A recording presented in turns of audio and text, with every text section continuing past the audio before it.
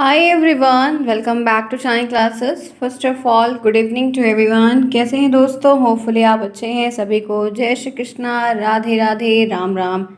चलिए आइए बढ़ते हैं आगे। आज हम यहाँ पर सोशल साइंस कर रहे हैं और मैं आपकी एक ही क्लास करती हूँ और इसी क्लास में मैं आपको अलग अलग सब्जेक्ट देने का प्रयास करती हूँ कि आपके जितने भी आर्ट पेपर हैं वो आर्ट पेपर में सारे कॉन्टिन्यूस बेसिस पे चलते रहें, चीज़ें हों। आपकी साइंस भी करनी है, बस ये हमारा ओवर होगा तो हम साइंस भी जल्दी ही करेंगे। चीज़ें इजी है, साइंस एक इजी सब्जेक्ट है, आराम से हो जाएगा, बहुत प्रॉब्लम नहीं है, सभी आसान है। बस ये है कि अच्छे से करना है। आप जुड़े हैं मेरे साथ, मैं हूँ शालिनी, आप सभी का स्वागत है यहाँ पर। आज हम सोशल साइंस की जो क्लास करने वाले हैं इसमें आपको ध्यान रखना है कि इसके पहले के मैंने कुछ टॉपिक आपको करवाए हुए थे, जो कि ये थर्ड चैप्टर थर्ड यूनिट से है। आइए जानते हैं कि किस टॉपिक के बारे में आज हम डिस्कस करेंगे। यहाँ पर आप देख रहे हैं बंगाल विभाजन एवं स्वदेशी आंदोलन, जो 1905 से टाइम से लेकर 1906 के दशक में हुआ था, उनके बारे में यहाँ पर हमको जानना है। आपको प्रश्न आता है कि बंगाल विभाजन क्या है, स्वदेशी आंदोलन वगैरह क्या है, आप इससे क्या समझते हैं, तो आपको इसको ब्रीफ में लिखना होगा। आइए जानते हैं कि आखिर था क्या। तो मैंने हमेशा पॉइंट वाइज ही हर चीज़ को लेने का प्रयास करती ताकि आपको उसमें से 3-4 पॉइंट्स याद रहें और आप अपना आंसर राइट प्रॉपर तरीके से कर पाएँ। तो पहली बात यह है कि भारतीय राष्ट्रीय कांग्रेस की स्थापना के साथ ही संपूर्ण भारत के लोग ब्रिटिश शासन के विरुद्ध एक राष्ट्रीय मुख्यधारा में शामिल होते जा रहे थे। जब इंडियन नेशनल कांग्रेस की स्थापना हुई और उसके संपूर्ण भारत के जो लोग थे वो ब्रिटिश शासन के, ये ब्रिटिश एम्पायर का जो पूरा एक रूल रेगुलेशन था, इससे खफा थे, इसके विरोध में थे। और जो राष्ट्रीयता की चीज़ें आगे बढ़ रही थी उनके साथ वन बाय वन करके सब दिन प्रतिदिन बढ़ते जा रहे थे, उनकी संख्या बढ़ती जा रही थी। बंगाल के बारे में ये बात कही जाती है, बंगाल तब भारतीय राष्ट्रवाद का प्रधान केंद्र था। वो जो बंगाल का वो जो लोकेटेड एरिया था वहाँ पर उनका भी दबदबा था, इनका भी प्रभुत्व था, वो एक मेन सेंटर हब बन गया था। ठीक है, कह सकते हैं कि तात्कालिक बंगाल में आधुनिक बिहार, मतलब आज का बिहार, उड़ीसा, पश्चिम बंगाल, बांग्लादेश आते थे। लॉर्ड कर्जन ने प्रशासनिक सुविधा का बहाना बनाकर बंगाल को दो भागों में बांट दिया। किसने बांटा? लॉर्ड कर्जन ने। ध्यान रखना, लॉर्ड कर्जन ने प्रशासनिक सुविधाओं का बहाना बताया, ये हेल्प मिलेगी, ये आपको हेल्प दी जाएगी, ये चीज़ें आपकी चीज़ें अच्छी होंगी, इसमें सुविधाएं रहेंगी। ऐसे करके इन्होंने दो तरीके से बांटने का पूरा सब कुछ किया था। बंगाल विभाजन की सर्वप्रथम घोषणा, जो ये डिवाइडेशन हुआ है दोनों के बीच में, जो सबसे पहली जो हुई है वो कह सकते हैं जो उसकी तारीख है वो तारीख 3 दिसंबर 1903 में को हुई थी। यह 16 अक्टूबर 1905 को लागू। देखिए, जब प्रस्ताव रखा जाता है पहले मन में सोचा जाता है, फिर प्रस्ताव रखा जाता है, अपने टीम मेंबर के साथ कहा जाता है, उसके बाद जारी होता है, फिर उसके बाद जाके कहीं लागू होता है, फिर प्रस्तावित होता है, सब अलग अलग डेट पे होता है। इसीलिए जब बच्चा कभी कभी ऐसा होता है कि उसे प्रस्तावित वाली डेट याद है तो वो कन्फ्यूजन में आ जाता है, बल्कि सारे ऑप्शंस रहते हैं। तो ये थोड़ा सा बारीकी के साथ लिख लिया करिए कॉपी पे कि कहाँ पर पारित हुआ, कब जारी हुआ, कब उसका जो है आगे से प्रसारित हुआ, ये सारी चीज़ें शॉर्ट टर्म में बगल में लिख सकते हैं ताकि वो वन बाय वन क्रम में रहेगा। तो कह सकते हैं कि 3 दिसंबर 1903 को की गई थी, 16 अक्टूबर 1905 को लागू हुआ था। राष्ट्रीय नेताओं ने विभाजन को भारतीय राष्ट्रवाद के लिए एक चुनौती भी समझा था। जो ये नेता थे, मंत्रिमंडल के लोग थे, इन सब ने अगर राष्ट्रवाद के बेसिस पे देखते हैं तो ये एक बहुत बड़ा चैलेंज के रूप में समझ में आ रहा था। बंगाल के नेताओं ने इसे क्षेत्रीय और धार्मिक आधार पर बांटने का प्रयास माना। जो बंगाल के नेता उस समय वहाँ पर उस कंडीशन पे, उस टाइम पे थे, वहाँ पर उन्होंने उसको एरिया के हिसाब से, उसको धार्मिक धारणाओं के साथ जोड़कर, सबके अलग अलग तौर तरीके थे, सब अपने तरीके से सोच रहे थे, उन्होंने उस बेसिस पर डिवाइड करने का सोचा था। इस विभाजन का व्यापक विरोध हुआ था। ये जो विभाजन हो रहा था इसका काफ़ी विशाल तरीके से विरोध भी किया गया था। 16 अक्टूबर को पूरे देश में शोक दिवस के रूप में भी मनाया गया। ठीक है, मनाया गया था उस समय। हिंदू मुसलमान ने अपनी एकता प्रदर्शित करते हुए एक बहुत ही तीव्र आंदोलन 7 अगस्त 1905 से चला है। हिंदू मुस्लिम, वहाँ पर बंगाल में मुस्लिम ज़्यादा है, आप जानते भी हैं, वो एरिया ही ऐसा है, आज भी हैं वहाँ पर। तो हिंदू मुस्लिम ने अपनी एकता, अपनी यूनिटी को दिखाते हुए बहुत तीव्र तरीके से, जल्दी जल्दी में बहुत सारी चीज़ों को ध्यान में रखते हुए 7 अगस्त 1905 को चला एक आंदोलन था। स्वदेशी तथा बहिष्कार आंदोलन की उत्पत्ति बंगाल विभाजन विरोधी आंदोलन के रूप में हुई थी। जो बॉयकॉट वाला नियम था वो कहीं ना कहीं एक उसकी भी आग लोगों में फैल चुकी थी। बहिष्कार का जो चीज़ें था वो चीज़ें धीरे धीरे करके हर घर से हर लोगों के मन से बातें सुनना आना शुरू हो गई थी। इसके अंतर्गत कहते हैं कि अनेक स्थान पर बहुत डिफरेंट डिफरेंट प्लेसेस पर विदेशी कपड़ों को होली जलाई गई। जो कपड़े बचे हुए थे, माल था या जो भी चीज़ें थी, सबको आग लगाया गया, सबकी होली जलाई गई। कपड़े बेचने वाली दुकानों पर धरने दिए गए, बंद की गई दुकानें, उनके माल को धीरे धीरे से ख़त्म करना शुरू कर दिए थे हर जगह, हर हर ज़िले, हर क्षेत्र, हर कस्बे के लोग। आगे बढ़िए। इस प्रकार बंगाल के नेताओं ने बंगाल विभाजन विरोधी आंदोलन को स्वदेशी और बहिष्कार आंदोलन के रूप में परिवर्तित करके इसे राष्ट्रीय स्तर पर व्यापकता प्रदान की थी। फिर बाद में ये विभाजन काफ़ी बड़ा हुआ, बड़ा होते होते एक राष्ट्रवाद का मुद्दा भी बनकर सामने निकला था। तो ये सारी चीज़ें हैं। आपको इनके बारे में जो है थोड़ी बातें लिखने में क्या होता है, आप क्या समझते हैं, वो तारीख क्या थी, उस समय कौन था, क्या किया, उद्देश्य क्या था, पीछे करने का कारण क्या, ये ऐसे छोटे छोटे प्रश्न आपको 2 लाइन 3 लाइन के आएंगे। कंपलसरी नहीं है कि आएगा इस टॉपिक से, बट ये है कि आ भी सकता है, ये भी नहीं फिक्स्ड है। आगे बढ़िए। उग्र और क्रांतिकारी आंदोलन 1905 से लेकर 1914 का टाइम ड्यूरेशन, ये क्या है। पहली बात, बंग विरोधी आंदोलन का नेतृत्व तिलक, ठीक ध्यान रखिएगा, विपिन चंद्र पाल और अरविंद घोष जैसे नेताओं के हाथों में आना ही राष्ट्रवादियों के उत्कर्ष का प्रतीक था।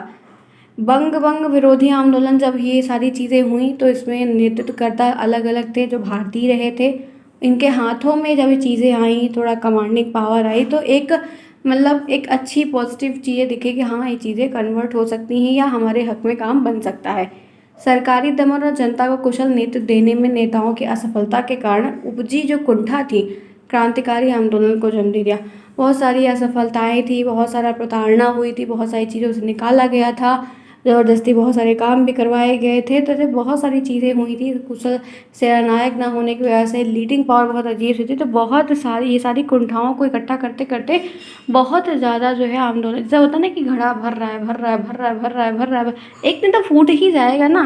तो सेम उसी तरीके से ये सारी चीज़ें उग्र रूप में सामने निकल कर आती थी।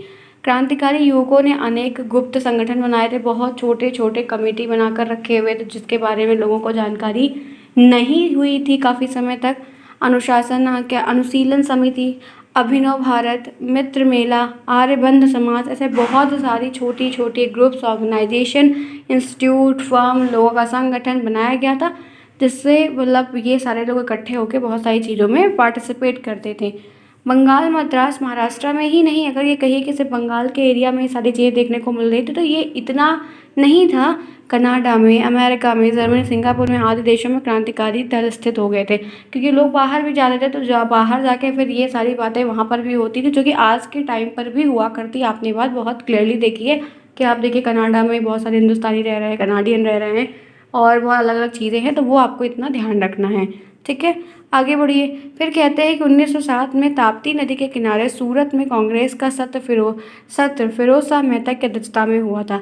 1907 की बात है कि ताप्ती नदी के किनारे सूरत में, वो एरिया सूरत का रहा और वहाँ पे कांग्रेस का जो सत्र था वो फिरोज शाह मेहता की अध्यक्षता में कंडक्ट किया गया था, जिसमें नरमपंथी और चरमपंथी के बीच मतभेद की वजह से कांग्रेस में विभाजन हो गया। अब आप जानते हैं कि एक इंडिया में प्रॉब्लम है कि जल्दी साथ रहने, जैसे इंडिया जो बनी हुई है, इंडिया अलायंस इस वक्त जो बनी हुई है, सारे जितने भी लोग इकट्ठे हुए हैं एक्सेप्ट बीजेपी, तो आप ये देखिए कितने दिन साथ रहेंगे, 2 दिन रहेंगे उसके बाद फिर शुरू हो जाएंगे एक दूसरे की उंगली करना, यही करते आए हैं और आज भी यही करेंगे। आपको समय बाद फिर देखना फिर लड़ाई झगड़ा इनके बीच में होगा। तो सेम चीज़ भी यही इंडिया में तब से लेके आज तक चली आई जो कभी सुधरी नहीं।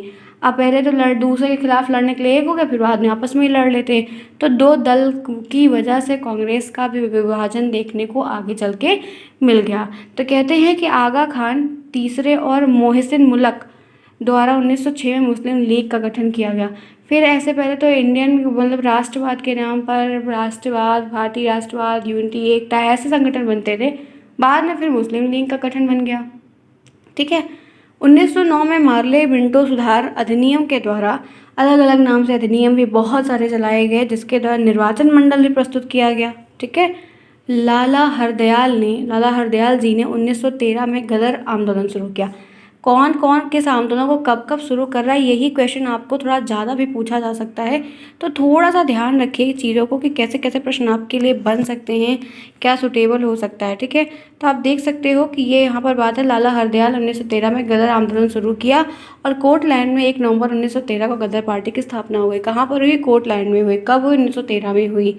ठीक, उसके बाद इसका मुख्यालय सैन फ्रांसिस्को ने युगांतर आश्रम में था और गदर पत्रिका का प्रकाशन भी किया। अलग अलग पत्रिकाएं, मैगजीन्स, अखबार, न्यूज़, ट्यूटोरियल, संपादक पत्र, एडिटोरियल पेज, बहुत कुछ निकाला गया।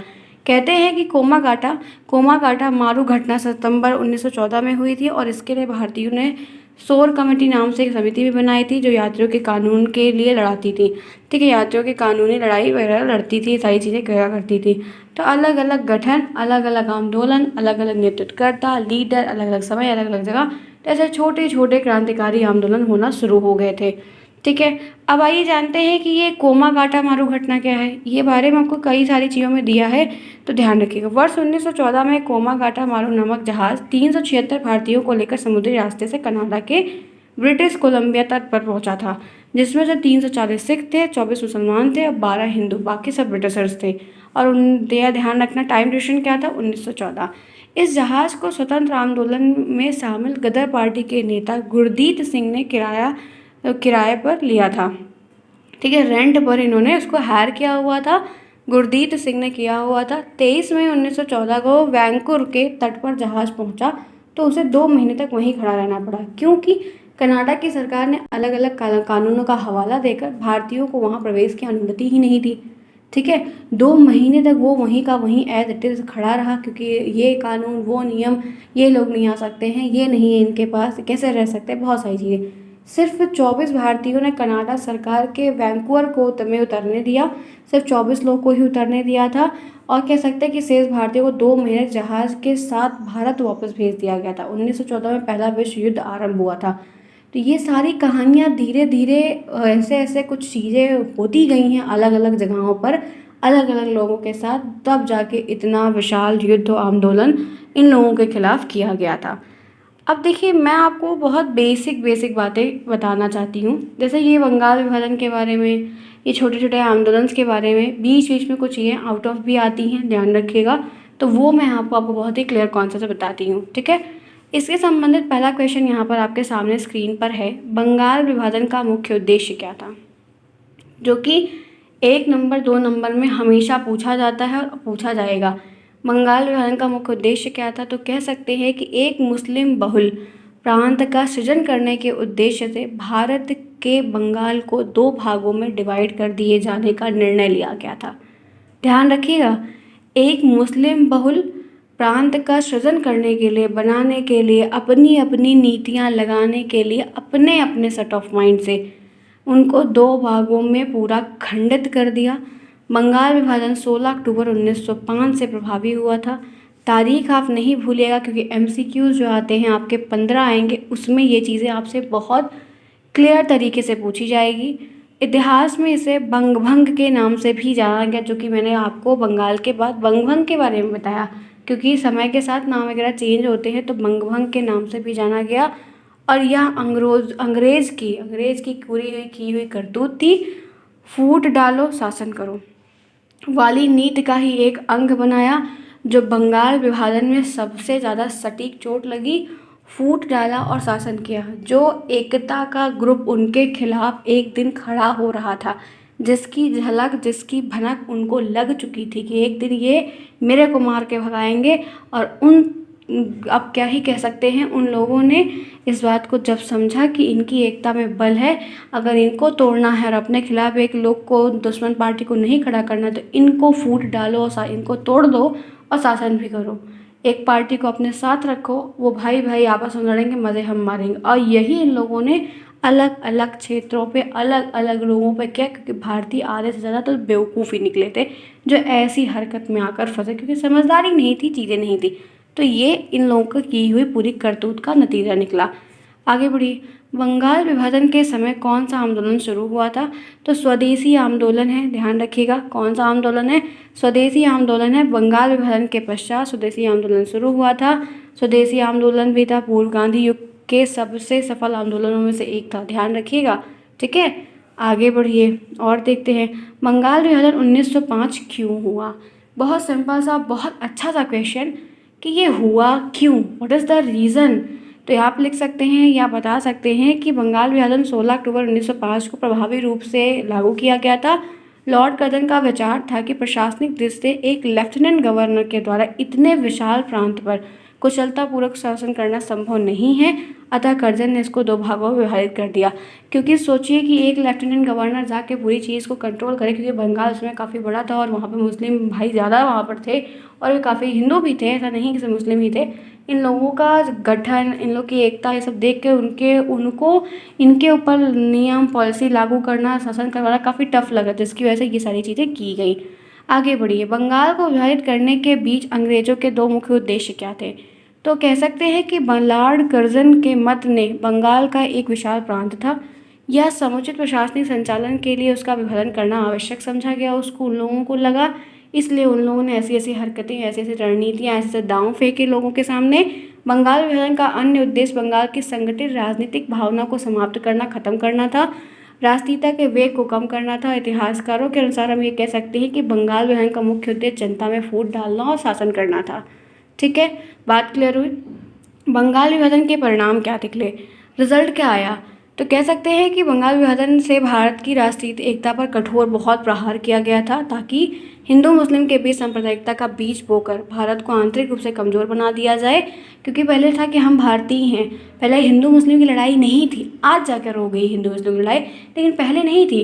पहले ये भावनाएं नहीं हुआ करते थे, हम भाई भाई थे। उनको ये बात पता चल गई कि ये हिंदू ग्रुप मुस्लिम, उनके बीच में हम आग लगा देंगे तो ये आग लड़ते रहेंगे, मैं ऐश करता रहूँगा, इसकी भनक उनको लग गई थी। लॉर्ड कर्जन ने 1905 में ये किया। बंगाल विभाजन गंभीर परिणाम 1947 में पृथक देश पाकिस्तान के रूप में सामने आ गया। वहाँ पर मुस्लिम तो हैं, सारे सारे ज़्यादातर मुस्लिम कंट्री, अफगानिस्तान, ये फला चीज़ें क्या है, सब अफगानिस्तान, सब मुसलमान ही तो हैं, तो वो सारी चीज़ें हैं। ठीक है, जो भी था फिलहाल के लिए उस समय हमें पढ़ना है, अभी हमें नहीं जानना है, नहीं कोई डिस्कस करना है।